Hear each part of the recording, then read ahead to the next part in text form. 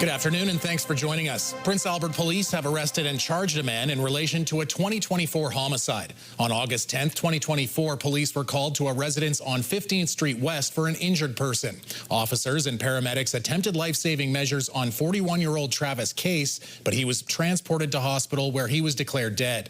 After an autopsy, police began investigating as a homicide. On Wednesday, officers arrested 40-year-old Quentin Gardner at the Prince Albert Correctional Center, where he was in custody for an unrelated matter.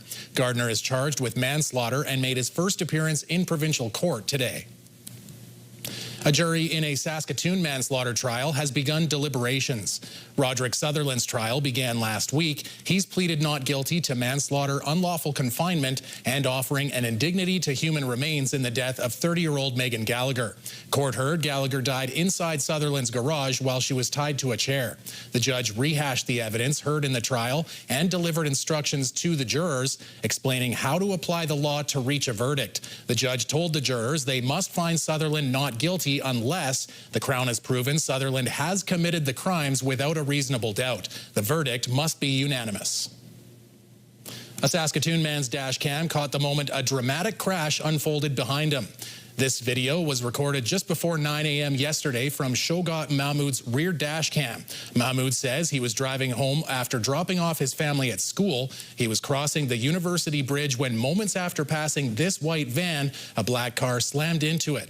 He says it was shocking. I never thought I'm gonna see an accident like that, like going into the wrong lane on a busy road, like on top of the University Bridge, where there is no chance to making a space when you see there is a oncoming traffic towards to you. No one was seriously injured. Earlier that morning, a man was seen standing on the roof of a black car holding up traffic in the Stonebridge area. Saskatoon police say the two incidents are connected. Police also say the driver of the black car was arrested for dangerous driving, evading police, and impaired driving, but has since been released from police custody without charges and has now been admitted to hospital under the Mental Health Service Act. Saskatoon City Council is moving ahead with its plans to open a 60-bed shelter. A city committee approved nearly $500,000 in spending for infrastructure upgrades at the site of the future shelter on 31st Street. The city plans to extend the sidewalk from Idlewild Drive to serve the area, as well as installing a fence along a rail line east of the site. The money is coming from a reserve which administration warned will leave less money to work with during budget deliberations. We've been crystal clear with the province, the admin to admin, that we will not get into the business of social services in any way, shape, or form. The plan is to have the shelter operational by the end of next year. Volunteers and city staff were out conducting the city's latest point-in-time homeless count on Thursday. Led by the city and the Saskatoon Housing Initiatives Partnership, the 2025 count is a nationally coordinated event that will look to better understand the extent of homelessness in Saskatoon on a given night. Last year's count revealed 1,499 people experiencing homelessness, nearly triple the 2022 count. Thursday's data will be revealed in the coming months. Police are looking for a suspect in an armed robbery at a Saskatoon business. Officers were called just before 6 o'clock last night to the 1500 block of Idlewild Drive, where they were told a masked man walked into a business with a gun and demanded money. He then jumped over the front counter and took a tray from the till that had cash in it. He then left the business. Staff at Saskatchewan Polytechnic campuses are worrying about their job security after more than 100 people have been laid off this year. Last week, Sask Polytech closed the bookstores at its Prince Albert and Moose Jaw campuses, but the Saskatchewan Polytechnic Faculty Association says 25 more jobs are being axed this week. Unions representing government workers and faculty say more than 110 people have been laid off across all campuses since April, according to the unions. Sask Poly has said the cuts are due to immigration changes from the federal government, which have impacted international student enrollment. think it's having a chilling effect on students. It's having a chilling effect on faculty. I've heard many people saying that they would rather return to industry, which erodes our ability to provide robust educational programming. The province, which provides funding to Sask Poly, says it remains committed to a strong post-secondary sector as it works towards a new agreement with the school. The city of Saskatoon says its electric vehicle charging stations will no longer be free by the end of the month. The city had been running a pilot program that launched in May 2023, offering free charging stations at the Lakewood and Lawson Civic Centres. But at its meeting at the end of August, council voted to start charging users $5.35 an hour. That's expected to fully recover the cost of providing them.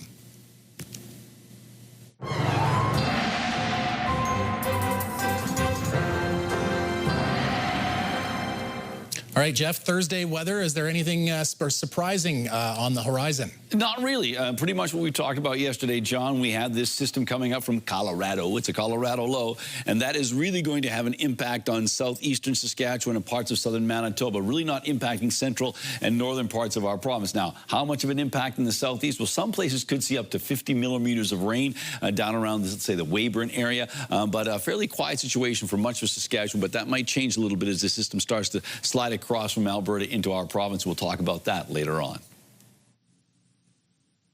Wrapping up this year's harvest with 98% of crops now in the bin. Favorable weather last week before the long weekend snowfall helped producers bring in the final acres and complete field work. The West Central and Northeast regions are leading the way with 99% of their crops off, with other areas close behind. Only small amounts of oilseed, chickpea, and canary seeds remain in the field. Producers are hoping for a bit more precipitation before freeze-up to recharge the ground for spring. When we come back, another PWHL star with Prince Albert roots. We catch up with Montreal Victoire forward Caitlin Willoughby.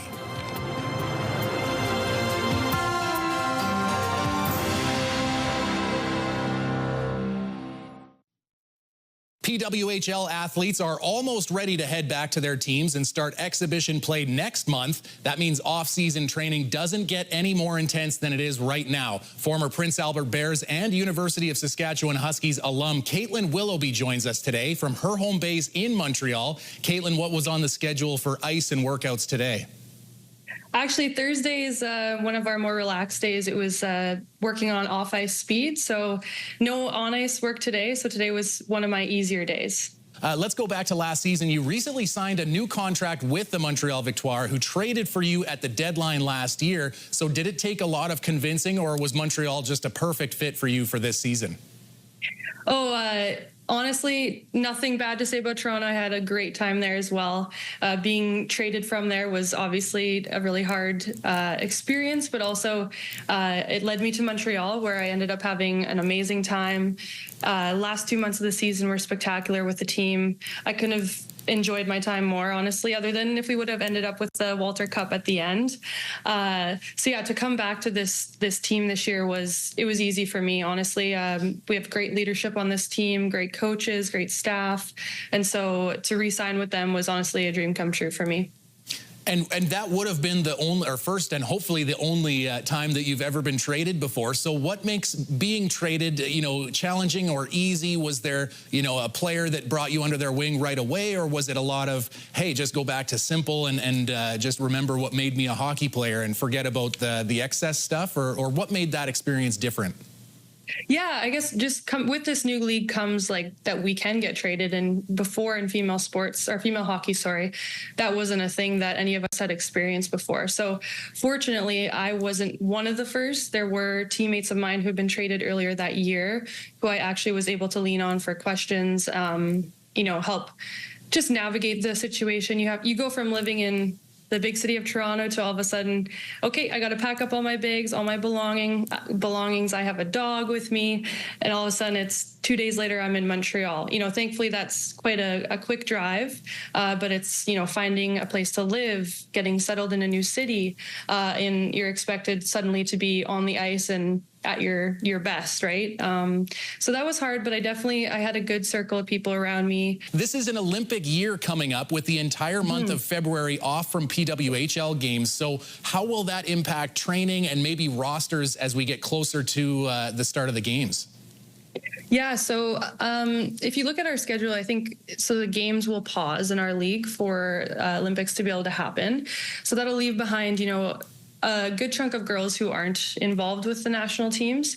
It is harder for on the Olympic year, obviously, to make that work. And the girls who are, not involved with national teams, we have to make sure that we're staying in top shape and ready for gameplay, because those girls going to the Olympics are playing against, playing in really high intensity games. So for us, it is harder being the ones left behind and having to make sure that we're staying in shape. But we have done it in the past with, there's been IHF rivalry series, so we are kind of used to it. This will just be a longer break than we're used to. So it'll just be a different feel to the league this year when that time comes around. If you were to kind of take a look at it, what's been the biggest factor in the success of this league? I think, it's first of all just mind-blowing being a part of it. When we started, I could have never imagined the success that this league has had, and it brings me just pure joy to, when you take a step back and think of how amazing this has been and all the people that it's touched and inspired young generations. It's amazing. I think the biggest thing is just the level of reach we've been able to have to like marketing. I think when you have investors behind you who are able to give the money to market the product, and then it's available for people to watch. I think that was the issue in the past, is we just didn't have someone that was willing to take a chance on that. And now that we have that, I think that has just been, people are able to watch, right? And I think they show up once and they realize that the product's amazing, and then they start showing up more and more. And so, I think we couldn't do it without our fans. Our fans have just been unbelievable. So I'm just really grateful. Good. Well, I'm going to be looking for a 140-foot breakaway pass like you had last season. Caitlin Willoughby and the Montreal Victoire hit the ice for the preseason November 15th against Boston, and then the real games start the following week again against Boston. Thanks so much, Caitlin, for joining us, and good luck the rest of the offseason. Thanks so much for having me. Jeff looks at weather when we come back. Plus, Canada's provincial and territorial health ministers meet in Calgary.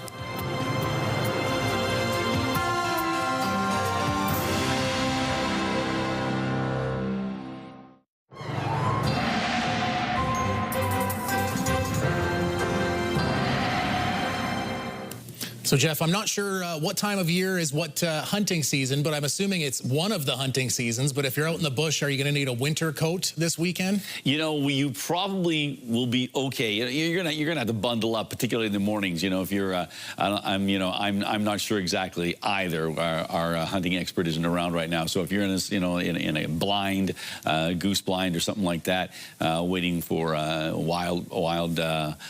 waterfowl, that might be a trickier thing. It's going to be cold in the mornings. But I can tell you that some places it might be a bit of a rainy Sunday, so we'll talk about that in a little bit here. Once again, we want to point out that we do have a lot of rain expected in the southeastern part of the province, not so much in central and northern areas. And as we make our way into the next little while, we do anticipate some rain and snow. British Columbia is going to be getting hit with the remnants of a typhoon, so we're expecting a lot of rain on the north coast, but it will certainly impact southern parts of British Columbia and Vancouver Island, and we definitely are expecting a decent amount of snowfall in the Rocky Mountains. So that's just something to keep aware of. Let's take a look and see what else we got going on. Our futurecast, well, there is that center of that Colorado low. You can see it sort of pulsing through Winnipeg and then moving on to the elbow region of Manitoba. And that is going to have an impact on not only Manitoba, but obviously southern Saskatchewan. So it could be quite rainy down around the Estevan and Weyburn and Cardiff areas. So we'll have to keep our eye on that.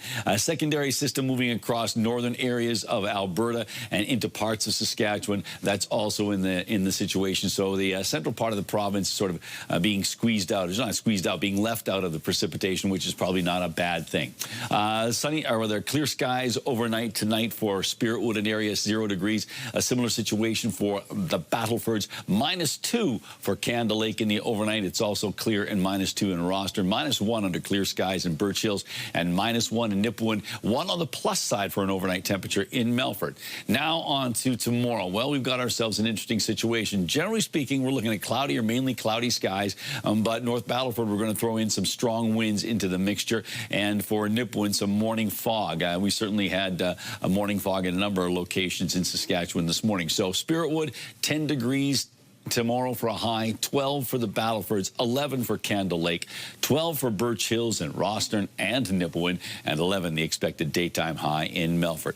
Here are the details for Prince Albert and area. Well, as you can see, -3 degrees with partly cloudy skies, but some fog patches are going to develop overnight. Not a surprise in some respects, particularly when the wind is light and variable light. It doesn't break things up, so the fog has a chance to show up. -3 degrees to overnight, and then tomorrow, 12 on the plus side. So that's a little bit above seasonal, mainly cloudy skies. But once we get into the early part of the afternoon, the wind shifts around and really picks up. We're anticipating winds tomorrow from the northwest at 30 kilometers an hour, gusting to 50. Here is the 7-day forecast for the Gateway City and area. So 11 degrees on Saturday with sunshine, so the temperatures drop off a point, but there's more sunshine. Then there's Sunday. You were asking about rain, John. Well, there we go. A very good chance of showers and just 8 degrees for a high on Sunday. Starting off the work week on the cool side of things, 5 degrees, 7 on Tuesday, but back to seasonal or warmer temperatures starting on Wednesday, 11 degrees, and then 13 on Thursday.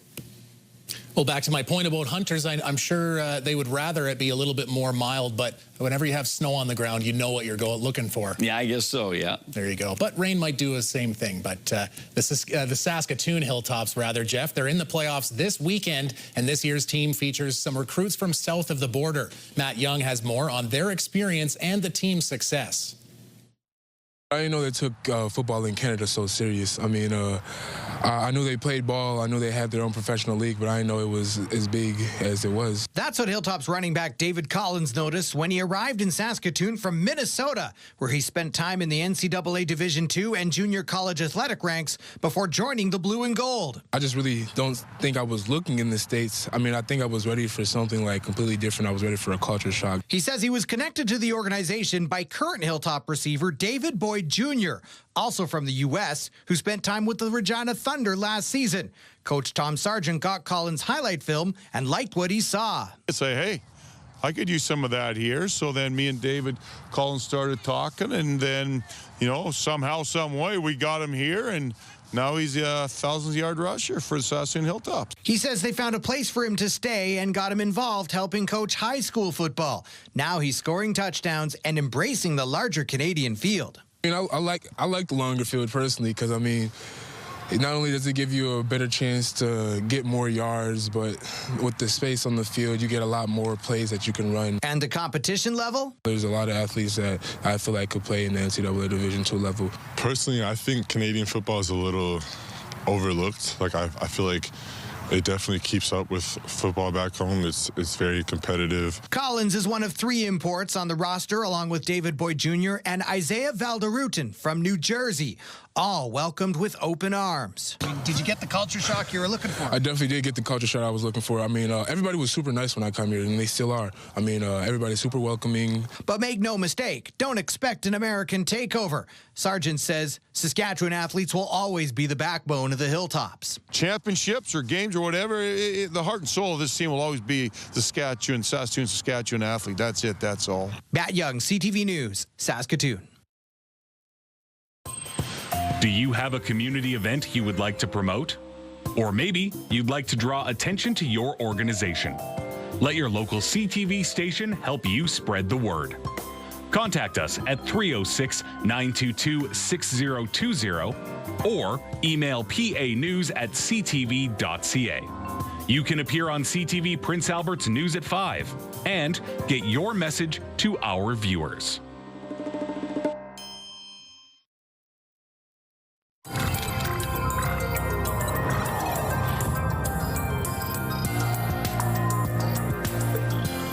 Canada's health ministers are in Calgary for 2 days of meetings. Federal, provincial, and territorial health ministers will discuss interprovincial recognition of credentials and funding agreements. The Office of Federal Health Minister Marjorie Michel said she's also hoping to discuss mental health and addictions issues, as well as vaccination programs. While in Calgary, the ministers will also meet with national doctors and nurses organizations, which are calling for new ways to support and retain health workers. A tiny camera that allows doctors to see inside the blood vessels inside the brain has been licensed by Health Canada. Spencer Turcott has more on the new technology that was developed in Kitchener, Ontario. Previously, this patient had multiple strokes beforehand. As a super thin camera weaves through the blood vessels of a patient's brain, vital information is uncovered. The cause of the stroke has been identified, and this is what's called an ulceration. The venomicroangioscope is the only tiny camera, though, that's able to go inside the small blood vessels in someone's brain. Physicians often rely on fluoroscopy, which essentially relays a 2D black and white image, but this high-tech camera developed in Kitchener is less than a millimeter in diameter and provides a high-resolution, real-time, full-color look inside. Well, you might have an obstruction in an artery, but you don't know what it is. So it could be a blood clot, it could be some sort of plaque. So if you treat it properly the first time with this new information, the patient could do better. Over 40 procedures across Canada have been completed with the camera, and now an exciting breakthrough: full Health Canada clearance. It allows us to roll it out across Canada, sort of barrier-free, and bring this technology to more patients. So it's the only angioscope that's sort of rated for the neurovasculature. We're not just miniaturizing the actual catheter itself, we're miniaturizing the technology. So with the microangioscope now available for sale and clinical use in Canada, it shows that a little camera can go a long way with the most complex of procedures. Spencer Turcotte, CTV News, Kitchener. Can be awake, and we've done procedures where... Brought to you by Saskatchewan Union of Nurses. Thank you to Saskatchewan's 11,000 registered nurses. Pretty cool, the stuff that they can do these days, eh, It's Jeff? seriously, science, it's amazing. Science, it's a good thing. I'm a fan. It's neat. Well, Jeff, a wildlife removal company in London, Ontario, had to rush in and help an unusual situation. All right, buddy, hang on. There's a nice neighbor. All right, buddy, hang on. That raccoon there is obviously stuck in the ceiling of a porch. The rescue was pretty simple. They just had to use a rope and gently pull him out. From there, he took off pretty quickly, but the video has 12 million views, Jeff. Those crazy raccoons. That's not bad, eh? Not bad Wasn't at there all. a TV show about raccoons back in the day? Maybe. Cartoon?